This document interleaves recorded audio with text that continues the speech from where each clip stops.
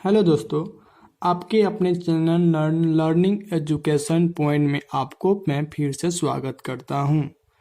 मैं आज इस वीडियो में पढ़ाने वाला हूं मैट्रिक्स, इसको बोलते हैं हिंदी में अवयव, क्लास 12 का प्रश्नवाली 3.1। इसके पहले मैंने क्वेश्चन नंबर 5 तक सॉल्व कर दिए थे। अब आज इस वीडियो में प्रश्नवाली 3.1 का क्वेश्चन नंबर 6 से आपको सॉल्व करके बताने वाला हूं। तो इस वीडियो को अच्छे से देखिए और अच्छे से समझिए। इस वीडियो में 6 नंबर क्वेश्चन बोल रहा है कि निम्नलिखित समीकरण से एक्स वाई तथा जेड के मान ज्ञात करिए। देखो ये बहुत इजी है, ठीक है ना। आपको कैसे ज्ञात किया जाता है एक्स का मान मैं बता रहा हूं। देखो इसको क्या करते हैं, जो ये 4 यानी ये समीकरण है, एक समीकरण दे दिया है ना, इक्वल जहां दे दिया तो उसको समीकरण बोलते हैं।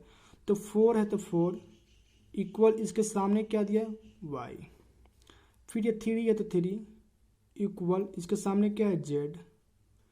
यही x है तो x इक्वल क्या दिया 1। सेम इसी तरह ये क्या दिया 5 इक्वल टू 5। तो जो एक्स वाई जेड है उसी का मान निकालना है। ये तो 5 तो निकल ही नहीं, 5 कट ही जाएगा तो 0 हो जाएगा।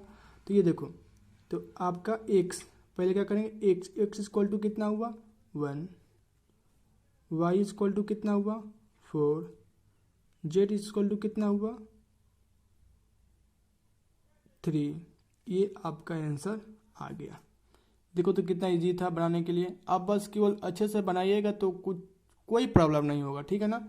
बस माइंड को स्थिर करिए और बनाना स्टार्ट करिए, ठीक है ना। ठीक, इसका देखिए नेक्स्ट क्वेश्चन कैसे बनेगा। अब 6 नंबर का दूसरा क्वेश्चन दिया है कि X plus Y 2 5 plus 2 Z 1 X Y 6 2 5 8, इसको ये समीकरण में दिया है। तो इसको कैसे निकालेंगे। तो अभी इसके पहले बताए थे कि X plus Y equal to कितना 6, समीकरण 1 इसको मानते हैं।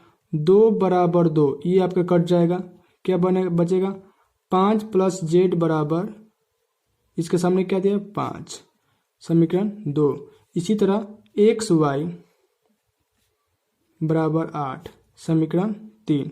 अब इससे हम क्या करेंगे, देखते हैं ना कि सबसे इजी जो किसे हमारा पहले मान निकल सकता है आसानी से। तो आप कोई भी एक में चलिए। तो देखो क्या करते हैं, हम क्या करते हैं कि देखो ये समीकरण 3 चलते हैं, या समीकरण 1 चल सकते हैं, समीकरण 2 समीकरण 5 किसी भी से आप चल सकते हैं, ठीक है ना। तो चलिए आपको समीकरण 1 से ले चलते हैं। समीकरण 1 से, समीकरण 1 में क्या दिया है आपका क्वेश्चन क्या दिया क्वेश्चन समीकरण 1 दिया है X plus Y equal to 6। तो एक्स को इधर कर देते हैं और ये प्लस है, ये क्या करते हैं बराबर के अपोजिट साइड ले जाते हैं। तो जब भी बराबर के अपोजिट साइड जाते हैं तो ये हो जाएगा माइनस, ठीक है ना। ये आपका ये समझ में आ गया। तो इसको आप समीकरण 4 मान लेते हैं, ठीक है। अब क्या करेंगे, समीकरण 3 में एक्स वाई दिया है ना, तो समीकरण 3 में ये एक्स का मान रखेंगे ना तो आपका वाई का मान आ जाएगा, ठीक है। तो लिखेंगे समीकरण 3 में एक्स का मान रखने पर, तो समीकरण 3 क्या दिया है एक्स वाई बराबर 8। तो एक्स का स्थान पर क्या रखेंगे 6 माइनस वाई, ब्रैकेट में वाई है बराबर 8, ठीक है ना। अब इसको क्या करेंगे गुना करेंगे।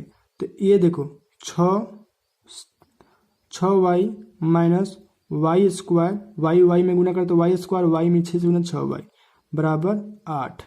इतना आपको बात समझ में आया। अब देखो क्या करेंगे, इसको इस सब को इधर ले चलते हैं। तो ये देखो वाई स्क्वायर प्लस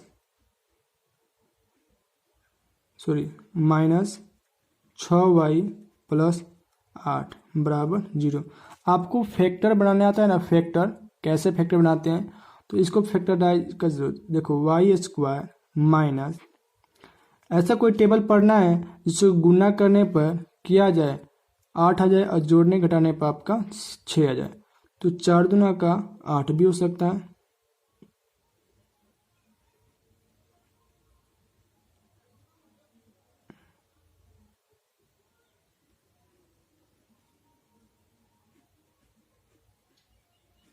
ठीक है, 8 + 8 = 0। ये आपको बात समझ में आया? आप तो ये पढ़े ही होंगे 10th क्लास में फैक्टराइज या 9th क्लास में फैक्टराइजेशन।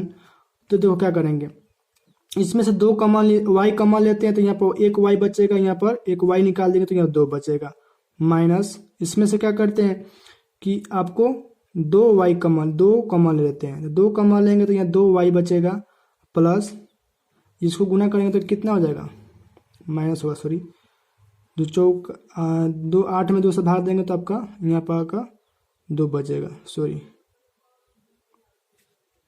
4 कॉमन निकालते हैं ना, 4 कॉमन निकालेंगे तो यहाँ पर y बचेगा और यहाँ पर 2 हो जाएगा। ठीक है ना, ये माइनस है, बराबर 0। तो देखो जो मिल रहा है उसको लिख देंगे, जो नहीं मिलेगा वो लिख देंगे, ऐसे कर देंगे। ठीक है ना, आपका 0।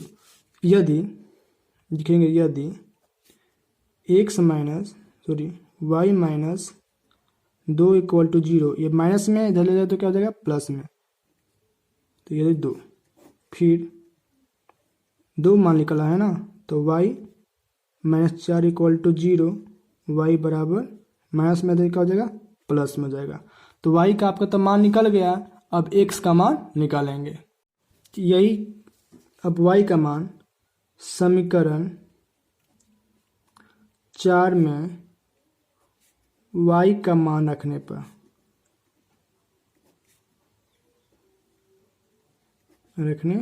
पर तो समीकरण 4 दिया था कि x बराबर 6 माइनस y। ठीक है ना, तो x बराबर देखो 6, एक बार का रखेंगे y का मान 2 रखेंगे तो कितना हो जाएगा, x बराबर 4। इसी तरह एक बार क्या रखेंगे, 4 रखेंगे तो x का मान कितना हो जाएगा आपका 2, यानी 2x और 2y का मान निकल गया। अब क्या करेंगे, समीकरण 2 से चलते हैं, समीकरण 2 से, समीकरण 2 कितना दे दिया, 5 + z बराबर 5। ये प्लस में इधर अपोजिट साइड जाएगा, दूसरे साइड यानी बराबर के दूसरे साइड जाएगा तो क्या हो जाएगा, माइनस में हो जाएगा, तो ये आपका 0 हो जाएगा। तो आपका मान निकल सकता है कि x बराबर 4, 2, y बराबर 2, 4, z बराबर 0। ये आपका आंसर होगा। ठीक है ना, ये आपका मान निकल गया। तो आप ऐसे x y का मान निकाल सकते हैं। ठीक है, अब प्रश्नवाली 3.1 का क्वेश्चन नंबर 6 का तीसरा दिया है कि x + y + z बराबर 9, x + y एक y + z इसका एक ये अवयव है, बराबर 9, 5, 7 एक अवयव है। ये समीकरण दिया है तो इस समीकरण कैसे लिख सकते हैं कि x + y + z = 9, ये समीकरण 1 हो गया। इसी तरह आपका x + z बराबर 5 समीकरण 2 हो गया, y + z बराबर 7 समीकरण 3 हो गया। देखो अब आपको एक ध्यान देना चाहिए कि समीकरण 1 में अगर x z है ना, इसमें भी x z है, y z है तो y भी z है, तो हम क्या करते हैं कि y z के स्थान पर हम 7 रखेंगे, यानी बोलेंगे कि समीकरण 1 में x + z का मान रखने पर तो समीकरण 1 क्या दिया है, x + y + z बराबर 9।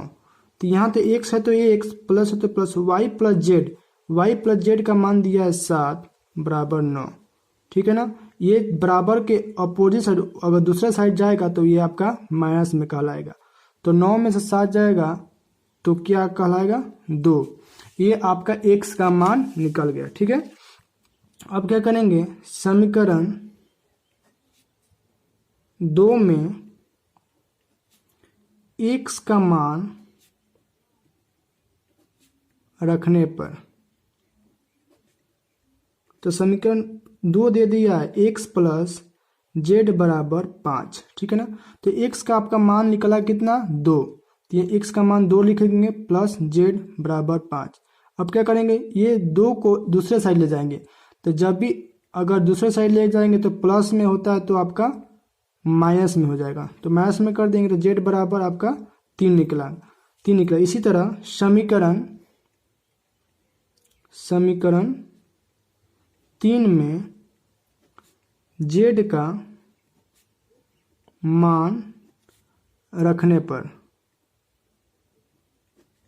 आपका जेड का मान रखेंगे तो आपका वाई का मान निकल जाएगा। तो देखिए, तो आपका समीकरण 3 दिया था ए वाई प्लस जेड बराबर 7, ठीक है ना।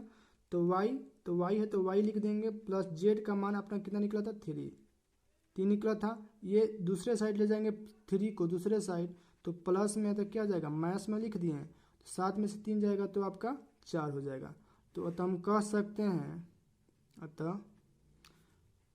कि x का मान आपका 2 निकला था, y का मान आपका 4 निकला था और z का मान आपका 3 निकला था। ये आपका मान निकल गया ना, x y z का मान ज्ञात करने वाला था, x y z का मान ज्ञात कर लिए। तो ठीक है, तो ये आप अच्छे समझ में आ गया, तो इसको आप फिर प्रैक्टिस करिए। अब हमारा क्वेश्चन देख लिए बनाते हुए, अब अपना नोटबुक ओपन करिए और क्वेश्चन नोट करिए और उसको बनाइए। जहाँ क्वेश्चन फंस रहा है तो फिर इसको देख लीजिए, ठीक है ना। इस तरह बार बार प्रैक्टिस करने से आपको आ जाएगा।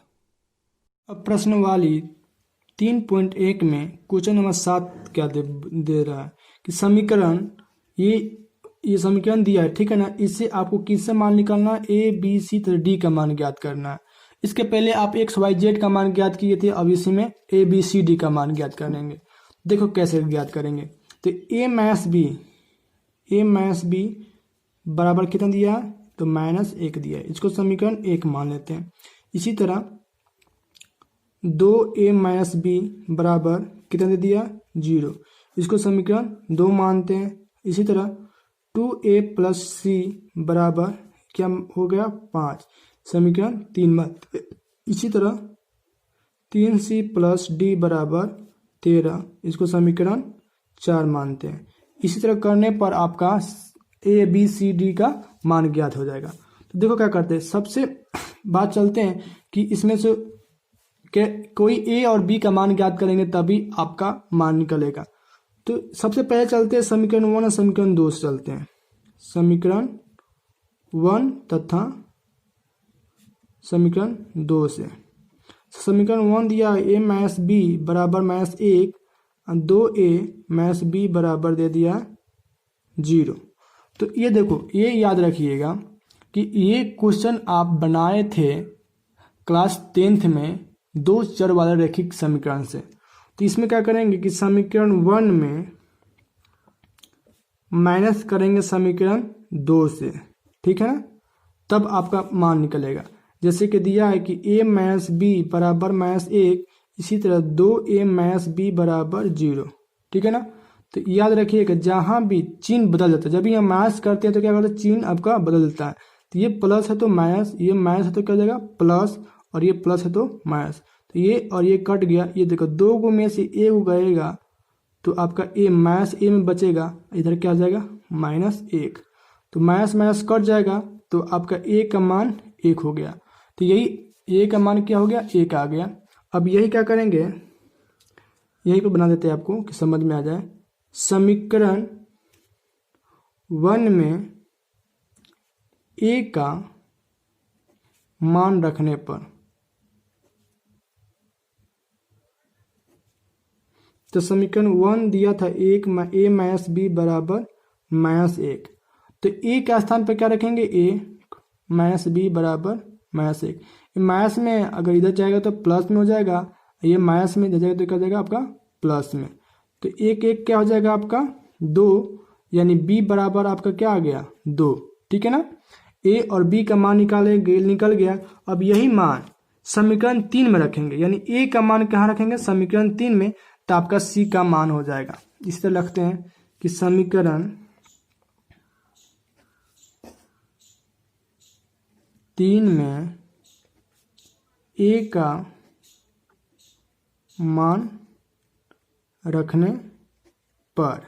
ठीक है, तो समीकरण 3 दिया था कि 2a माइनस c बराबर 5। तो 2 के स्थान पर क्या निकला था, 1 निकला था, माइनस c बराबर 5। 2 में 1 से गुना करेंगे तो 2 माइनस c बराबर 5। ये देखो माइनस c इधर है तो ये दूसरे साइड जाएगा तो प्लस हो जाएगा, और ये प्लस में इधर जाएगा तो क्या हो जाएगा, माइनस में हो जाएगा। ठीक है ना, तो 2 में से 5 जाएगा नहीं, इसलिए तो 5 में से 2 जाएगा तो -3। c का मान निकल गया। इसी तरह इसी में बना देते हैं कि आपको समझ में आ जाए। इसी तरह समीकरण 4 में c का मान रखने पर, तो समीकरण c दिया था कि 3c प्लस d बराबर 13। तो 3 गुना c के स्थान पर क्या निकला, -3, तो -3 प्लस d बराबर 13। 3 का 9, -9 प्लस d बराबर 13।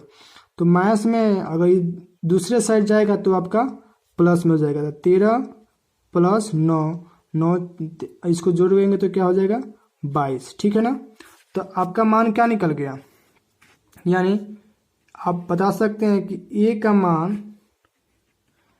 मान आपका 1 निकला था, b का मान आपका 2 निकला था, c का मान -3 निकला था, और d का मान आपका 22 निकला था।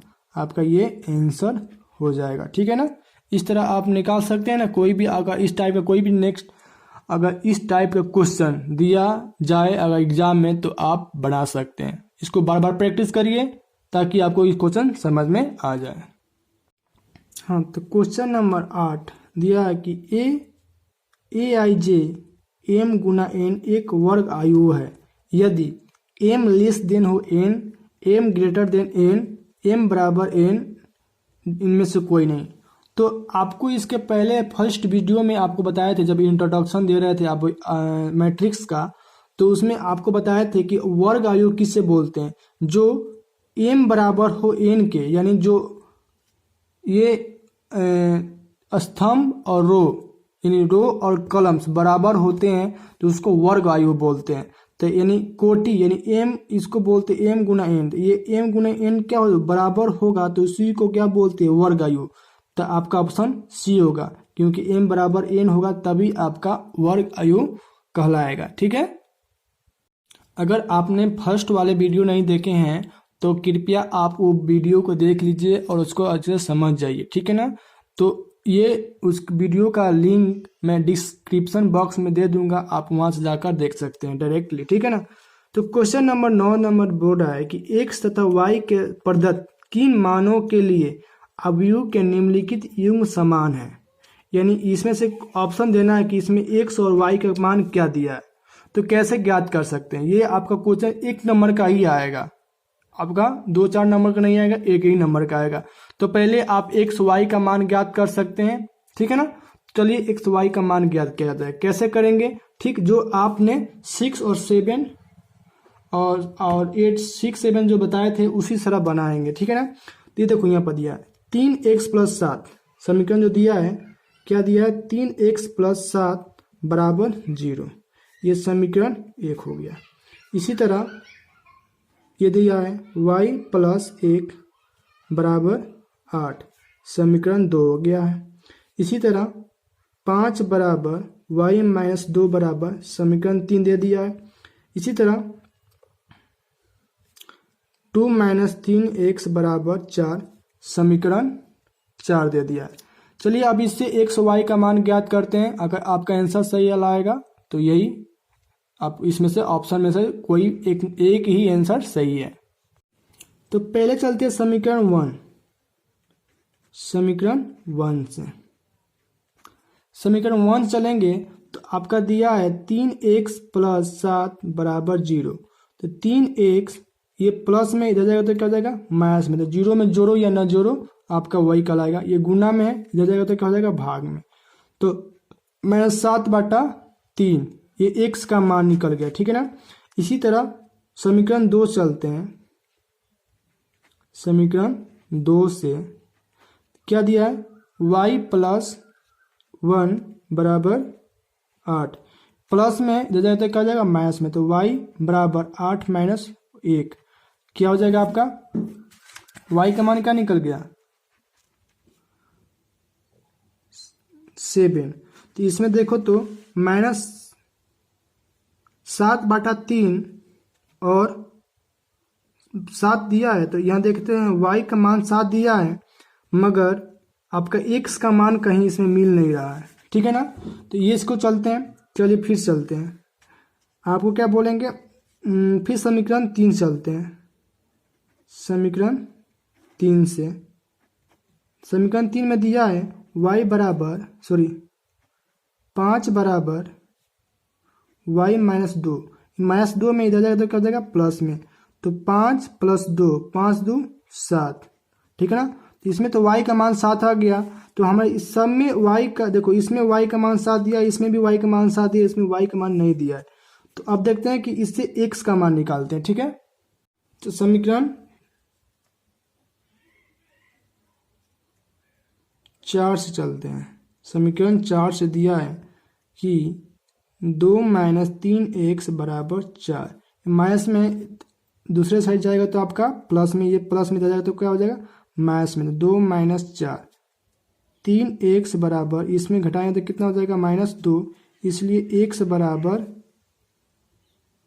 -2/3। मगर आप देख ले रहे हैं कि इसमें ना ही देखो x का मान क्या निकल रहा है, x का मान एक में निकल रहा है -7/3 और y का मान निकल रहा है 7, दूसरे में निकल रहा है कि x का मान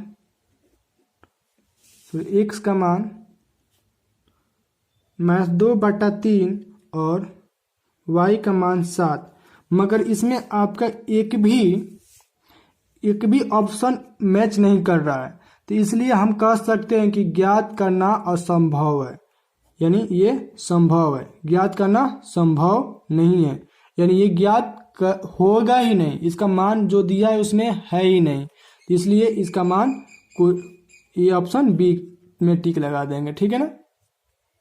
चलिए क्वेश्चन नंबर 10, 3 × 3 कोटि के ऐसे अवयव की कुल पर कितनी संख्या होगी जिनके प्रत्येक प्रविष्ट 0 या 1 है। तो आप जानते हैं कि 0 और 1, 0 तो होगा ही नहीं, तो इसलिए 1 + 1 इसका कितना है 3 × 3, यानी 3 × 3 क्या हो जाएगा 9, यानी 2 का स्क्वायर 9, 2 का पावर 9, इसको गुना करेंगे तो 512 होगा, तो 512 आपका टिक लग गया, तो यही आपका आंसर कहलाएगा, ठीक है ना। तो इस वीडियो को पूरा फुल देखिए और अच्छे समझिए, नहीं समझ में आए तो फिर इसको रिपीट कर अच्छे से देखिए, ठीक है ना। और सारे क्वेश्चन को प्रैक्टिस करिए, बार बार बनाइए, बार बार आप बनाइएगा तो आपका कोई भी क्वेश्चन अच्छे से समझ में आ जाएगा, ठीक है ना। तो आप अपना बुक अपना ओपन करिए और नोटबुक अपना ओपन करिए और अपना बनाने की कोशिश करिए, ट्राई करिए, ठीक है ना। तब तक आपको नेक्स्ट वीडियो में प्रश्न वाली 3.2 बनाएंगे, ये आपका 3.1 खत्म हो गया, ठीक है ना। तो इसके बाद आपको बनाएंगे 3.2, तब तक अच्छे से प्रैक्टिस करिए।